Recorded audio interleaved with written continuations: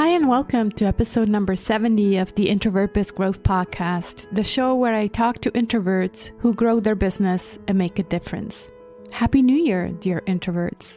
This is Sarah Zenacroce, and I'm so happy to be back after the holidays. I took a little break, and I hope you don't have an extroverting hangover. My holidays were great, just enough action, but also lots of time to read. And boy, did I read. I started with Brené Brown's new book, Dare to Lead.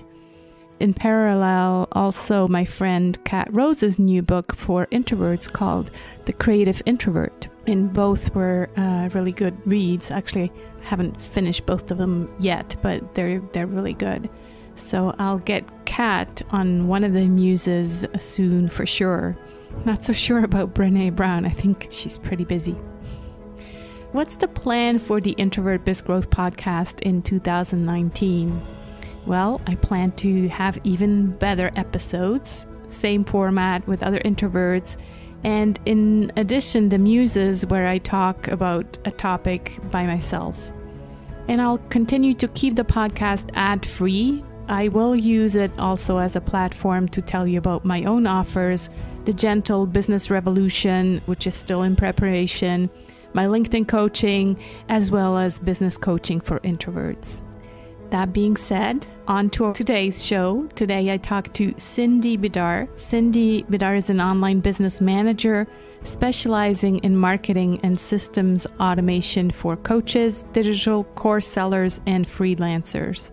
She's had the privilege of working with some of today's most profitable online businesses as a marketing and operations manager. She's helped train 7-figure marketing teams and overseen the setup and management of hundreds of marketing and sales funnels. Through her training programs and one-on-one consulting, she helps her clients scale their business by creating automated systems that improve conversion rates, increase sales, and add more profit to the bottom line. Without further ado, here's my conversation with Cindy.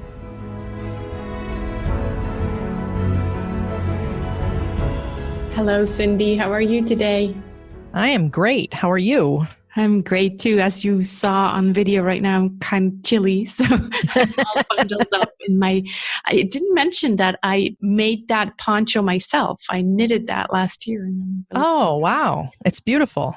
I knit too, but I tend to do smaller things. I knit socks. Smaller, but probably more challenging than just a straight poncho or whatever you call it. I don't know. I've done some scarves and things that were pretty challenging. So I guess it depends on the patterns and everything. So yeah, definitely. Anyway, great to talk to you. I introduced you in the official intro and read your bio. What I want to know is a bit more about yourself. So the unofficial, who's Cindy, and how does that relate to you being an introvert and running your business as an introvert?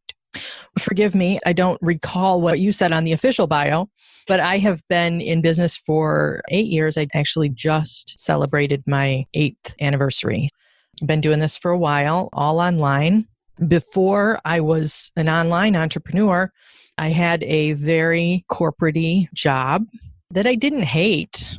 I truly didn't hate it. I liked my job. I liked what I did, but I was looking for a way to earn some more money because I don't want to say I wasn't paid well, but we can all use more money, right?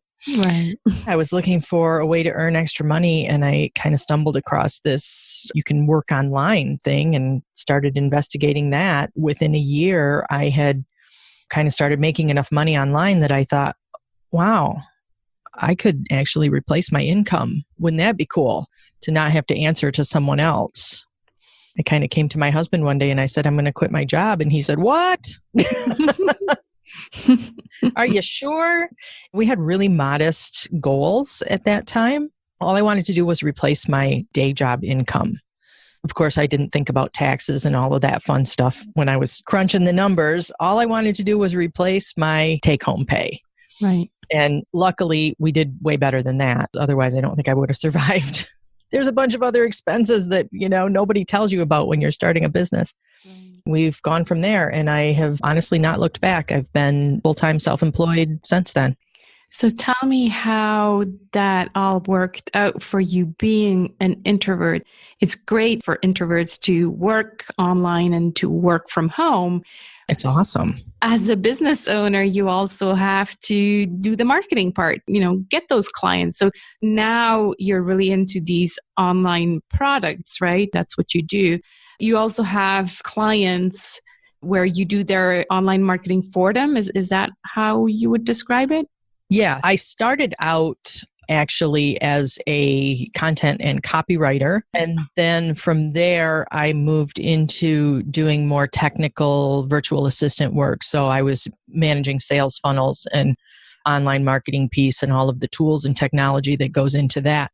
And I was really lucky in that my clients were not shy about sharing me with other people. So the vast majority of my work came in through word of mouth, which saved me from having to actually go out and That's an introvert's find dream, clients. let's just say it, right? Right. They came to me. I didn't have to go out and introduce myself to them. So that was a real blessing for me because as an introvert, and I think we're probably going to talk more about this later, that's probably my biggest weakness is that I'm not good at putting myself out there. I'm not good at saying, hey, I can do this for you. Right. And it's honestly something that I have to force myself to overcome. Working online is great in that I don't have to be around people all the time, but you can also become kind of even more introverted because of that. At least me, I can let it get to the point where I am not around people for weeks at a time. Right. So I have to be careful of that. I have to be mindful of that. And I have to really push myself out of my comfort zone on occasion to put myself out there and to actually market my products and my services now. And it's not just about marketing and promoting ourselves, but even just to have a conversation, with other people. Yes. Well, because you just never know. I mean, you never know who you're going to meet. I believe that it's super important to get out, for example, and go to business conferences and things. And that's really hard as an introvert. You have to be willing, like I said, to step out of that comfort zone, but you also have to know yourself well enough to know that, hey, I'm going to go to this event, but I'm going to spend the week after it just kind of decompressing. You're right. And sometimes maybe it's because we don't do it enough, but I feel like our expectations are also higher maybe than other people's or extroverts' expectations. Because when I go to such an event, I always have these expectations of deep conversations. And then all I end up doing is small talk. I'm like, well, that was a waste of time. Yeah. But you don't know where that small talk is going to lead down the road. Yeah, it's true. But I think, at least myself, I'm really fast to judge and say, oh, that was useless. All we did was talk about the weather. But you're right. Sometimes it's just an initial conversation that maybe goes further at a later stage. Yeah. Exactly. Yeah.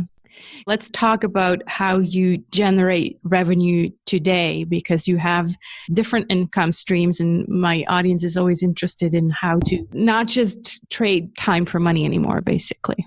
Yeah, I'm fascinated by different income streams, but I keep hearing that the most successful entrepreneurs, the millionaires, have 7 revenue streams.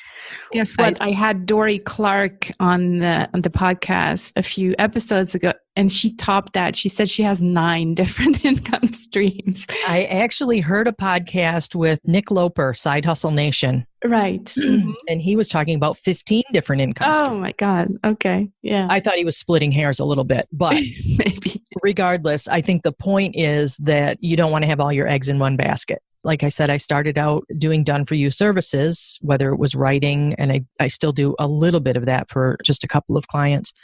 And I do a little bit of the marketing sales funnel technology for a couple of clients still. So I've done-for-you services.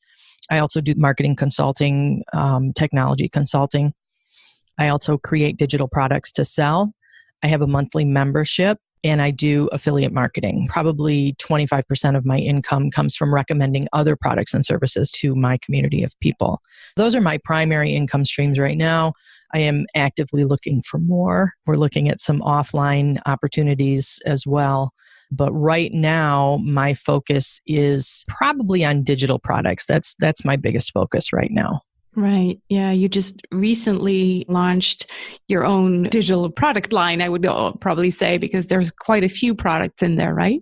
Yeah, I have quite a few products available now. What I did, I spent so many years setting up the back ends and managing the marketing and the operations for very successful online entrepreneurs. And I took all of that information that I've accumulated over the years and I've packaged it up into checklists and templates and worksheets and things for other people who don't necessarily want to hire somebody like me, or who maybe can't afford to hire somebody like me, but who can still get that information and put it to work in their own business. That makes so much sense, but you have to actually come up with the idea and use your intellectual property and set it up that way.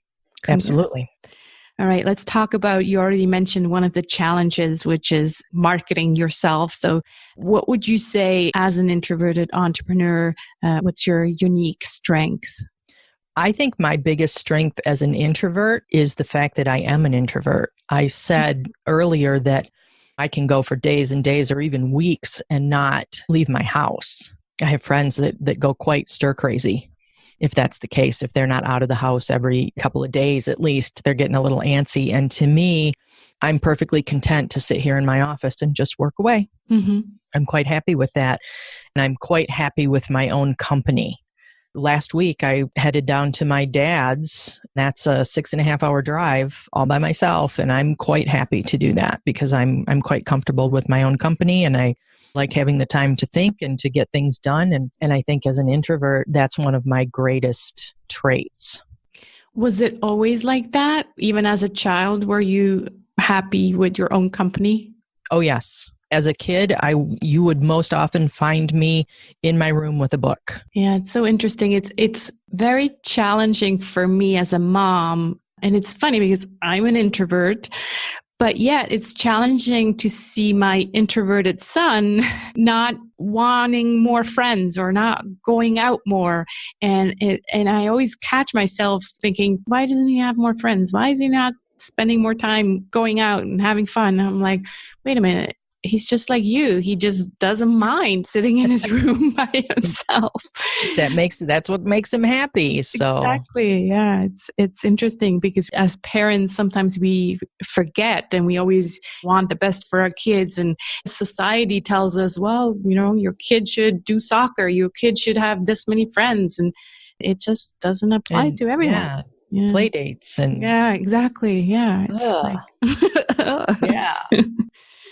Besides marketing, is there anything else that you want to mention in terms of what makes it challenging as an introvert?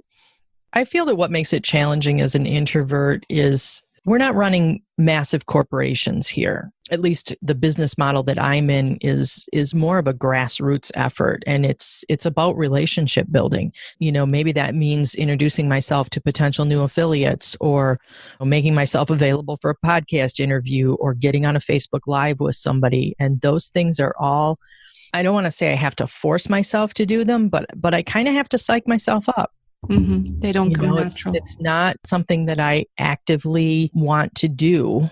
It's not something I consider to be super fun. I mean, as much as I love to talk to you, if I focused on the fact that we're recording this, I'd probably, not be as comfortable with it.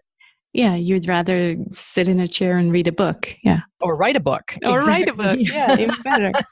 Exactly. Yeah. So part of it is just knowing what my limits are.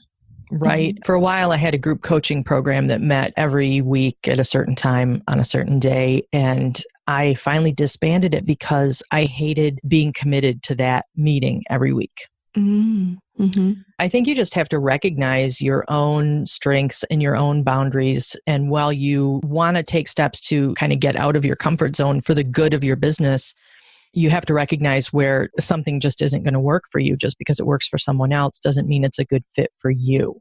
Yeah. Just knowing yourself, and I know myself well enough to know what I can do and what I'm really not going to be happy with. And I go from there. That whole comfort zone discussion is an interesting one because the minute I hear get out of your comfort zone, I'm like, oh, I get chills. I'm like, no, I don't want to. Then I'm not at my best, right? Yeah, I like my comfort zone. Yeah. And I do my best work in my comfort zone. Anyways, that's a discussion for another time because I think we could fill a whole episode about that. Take us to a moment, an aha moment, some time where you had an incredible realization about something, a story that you want to tell us. Oh, there are so many. I think every entrepreneur, every business owner has dozens or maybe hundreds. Probably the biggest one for me happened about a year ago. I had a really good business going. I was what most people would call really successful. I was traveling all over the world with a client who I loved. She's the kind of hair on fire extrovert, and I was one of her behind the scenes people, which was great. I was well paid. I was well traveled. I was having a good time. I sat down and I started to think about it, and I thought, you know what? I don't like that my calendar is full of meetings all the time. And I don't like that I am required to be at my desk at a certain time every day. I feel like I have a job again. Mm-hmm. I'm not loving this anymore. Mm-hmm. I started to think about that, and I thought, you know what? I am busy building someone else's empire. And that was about a year ago. That was Christmas last year. And in early January, I quit that client, and I pretty much fired all of my other done-for-you services clients at that time and struck off on my own. Wow. Good for you. Congrats.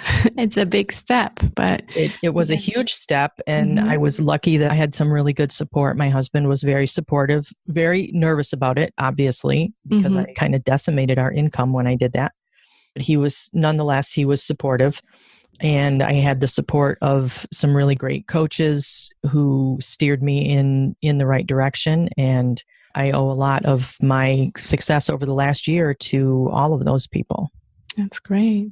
I think sometimes as entrepreneurs, actually not sometimes, but periodically, we need to just look at our business again and say, do I still love this? Because if you don't, clearly you need to change something. And sometimes that means drastic changes. Yeah, absolutely. And that's okay. Yeah. Nothing says that you have to be married to a particular business model or a particular revenue stream or a particular social network. Exactly. If it's not working for you anymore, then find something else. Yeah. It's funny because you're saying particular social network and I'm like specialized in LinkedIn on my main business or the one that's creating income right now. 2 years ago, I turned 40 and I had this kind of a Brené Brown midlife unraveling, and I started this podcast for introverts. And I always knew that there was going to be something I'm going to be doing with introverts. It didn't appear to me. And now I know. And so I'm going to develop something for introverted entrepreneurs. Doesn't mean that I have to ditch the LinkedIn business completely, but as introverts, oftentimes we're very curious as well. And we love always reinventing ourselves and love learning and all of that. And that's the beauty of being in business. You can do whatever you want. Right. Let's switch gears a bit and talk about what I call the 3 golden nuggets. So these are like resources. The first one is a personal habit, something that you do on a regular basis that you think contributes to your success. I preach this to my membership members and my audience all the time, but the biggest contributor to my success is that I track everything. I spend about 10 minutes every morning and I look at what my revenue is. I look at what my expenses are. I look at the size of my mailing list. I look at the size of my social media following, and I am keeping track of what I'm doing to improve those numbers. I like to compare it to Weight Watchers. I don't know if you're familiar with the Weight Watchers program. I doubt you've ever been on Weight Watchers, but the way Weight Watchers works is that you have to record everything you eat. You can eat anything you want, but you have to record it. And that's why it works, right? Because you're keeping track. I firmly believe that that is the secret to business success, is to keep track of those numbers, to know exactly how much revenue you're making on a day-to-day basis and how much you're spending on a day-to-day basis and what you did to affect those numbers. Because so many people really don't know. If you ask most people, at least here in the United States, I don't know how it is in Europe, they're probably better at it than we are. Most people can't tell you how much they have in their checking account or what their bills are from month to month or how much they owe on their credit cards. And I think if you know those numbers and you are aware of them and you're thinking about them on a day-to-day basis, they can't help but improve. Wow. You would have told me that 2 months ago. I would have said, yeah, I don't know either. But it's one of my goals for next year is to get better at my accounting and finances and all of that. I've had an accountant for 5 years and I just let him deal with everything. Mm-hmm. And I realized I completely lost control. And so I've taken back the control and I'm in Good. charge. So. I have an accountant too, and my husband keeps my books. I don't deal with like QuickBooks and stuff like that. That's beyond me. I'm not even going to pretend that I understand how QuickBooks works. But I just keep a simple spreadsheet. This is what we earned yesterday. This is what came in, what went out. Yeah. Yeah, it doesn't have to be complicated. But I actually realized we're using Xero, so similar to QuickBooks. And I actually realized, well, it's all there. I just have to actually go in there and look at it. Just make it a habit to go in and look at it. What about something, an internet resource, something that you use online that you would like to share? My absolute favorite resource the last few months is Trello.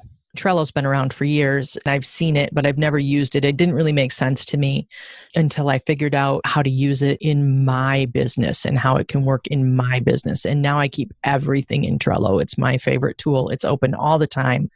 And I've got Trello boards for email marketing. I've got Trello boards for my blog. I've got Trello boards for clients. I've got Trello boards for product creation. It's amazing. It's my favorite tool. It's funny. I talked to a few people and I think it's kind of this love-hate relationship. Some people, they just love it and others just don't get it. And it looks like you used to be one that doesn't get it because I don't get it either. But it seems like something changed and now all of a sudden you get it and you love it. It's like a switch got flipped in my head. Okay, great. Well, I'll have to look at it again then. What about a book that you would recommend to fellow introverts and why? I read a lot of business books. The one most recently that's had the biggest impact on me is Deep Work by Cal Newport. But he talks about spending dedicated time instead of flitting from one thing to another. I think we're all perpetually distracted. We've got 37 browser tabs open and 4 conversations going on in Facebook and Skype and, Slack is pinging at you and your phone's ringing and it's crazy making. And he talks about turning all of that stuff off and focusing and how better the quality of your work becomes when you can make that a habit. For me, it really spoke to me because, like I said, spending that alone time is perfectly comfortable for me. I'm happy to spend time alone in my office with the door closed and just silence, just me and the dog hanging out. So that really spoke to me about getting rid of all of these other distractions that aren't serving me, just really focusing on doing good work. Yeah, it sounds like from what you're describing, you really fit that personality of being able to do deep work for hours and hours at a time. It seems like it comes easier to you where other people probably struggle more with being able to just say, I'm going to reserve 2 hours and just get the work done. Oh, I definitely struggle with it. I spent so many years as a service provider that I struggle with turning off my email because always in the back of my mind, I'm thinking, what if somebody needs to get a hold of me? No one needs to get a hold of me that quickly. I don't need to respond to my email in 5 minutes. Right. Nothing is that urgent. No. And oftentimes when you respond 2 hours later, it's resolved itself. So that happens too.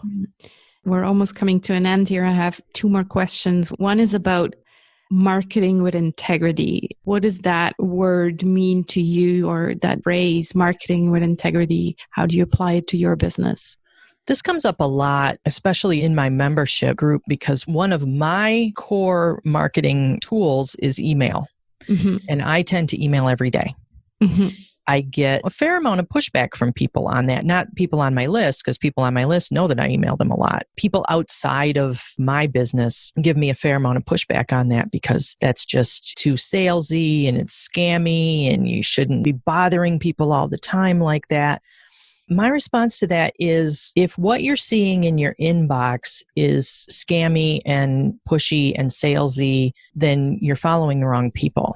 The people who do it right do it, like you said, with integrity. And they do that by adding massive value. Mm-hmm. That value comes in a variety of ways. I may be, whatever I'm promoting, whatever I'm selling to my audience, whatever I'm emailing about, yes, there's a financial reward in it for me 9 times out of 10. I also look at it as it's my job to give my audience the information that they need to make an informed decision. Right. So I'm the filter. I'm the one that takes in all of the information. I'm in a business-to-business niche. I teach online marketing. It's my job to filter all of the massive amounts of information that I receive on a daily basis, that we all receive on a daily basis. New products, new software, new techniques, new strategies. I take all of that in and I look at it and I filter it and I explain it in a way that makes sense to my audience. That helps them to make a decision. Is this something I need to look at, or is this something that I can ignore? Right. That's how I market with integrity. I look at it as I am helping people to make better decisions. It comes back to serving, right? Rather than selling, because you look at it from a serving point of view where you're saying, well, I'm trying to serve my audience. I'm trying to help them. If they don't find it useful, then they don't have to pursue. Exactly. Yeah, you're right. There's different opinions and it's not for everybody, but those people, they can just unsubscribe, I guess, from your list. Not open the email. Obviously, I'm on a lot of email lists, probably on more email lists than anyone else I know, because I'm paying attention to what's going on out there. Right. And I delete a lot of emails unread, don't even open them. And that's fine. Interesting. Last question. What are you grateful for today or this week, Cindy? So I told you last week I was driving down to my dad's. He lives 350 miles from me, I guess. And it's about a 6.5 hour drive. My husband rarely goes with me because that time in the car just kills him. And I like the time in the car by myself. So it's a good fit.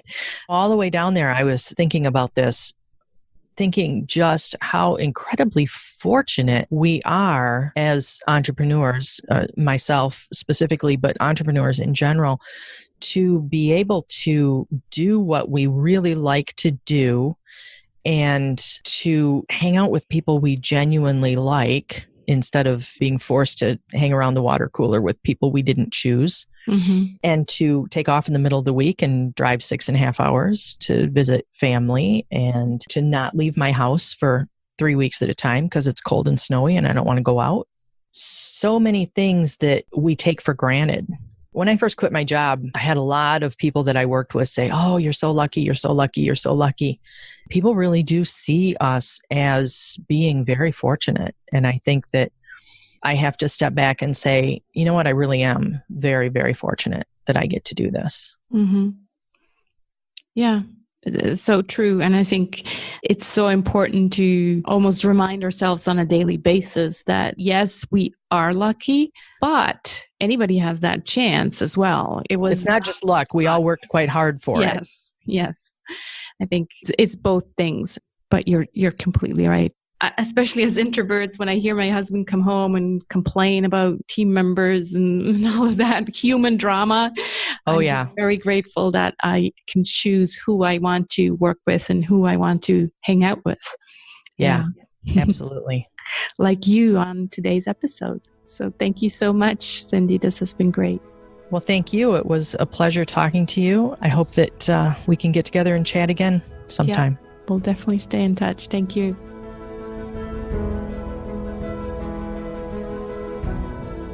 That's it for this episode of the Introvert Biz Growth Podcast. I hope you enjoyed our conversation. Check out Cindy's website at cindybidar.com, where she also has an amazing freebie with 51 opt-in incentive ideas that convert. I'll also link to that in the show notes. You'll find this episode's show notes with all the links at sarahsanacroce.com/episode 70. And if you are listening to this show on a mobile device, you can click on the description and you'll find all the clickable links in there. This is Sarah Sanacroce signing off from the Introvert Biz Growth Podcast. Remember, you need to use your unique introverted superpowers in order to make a difference. Take care.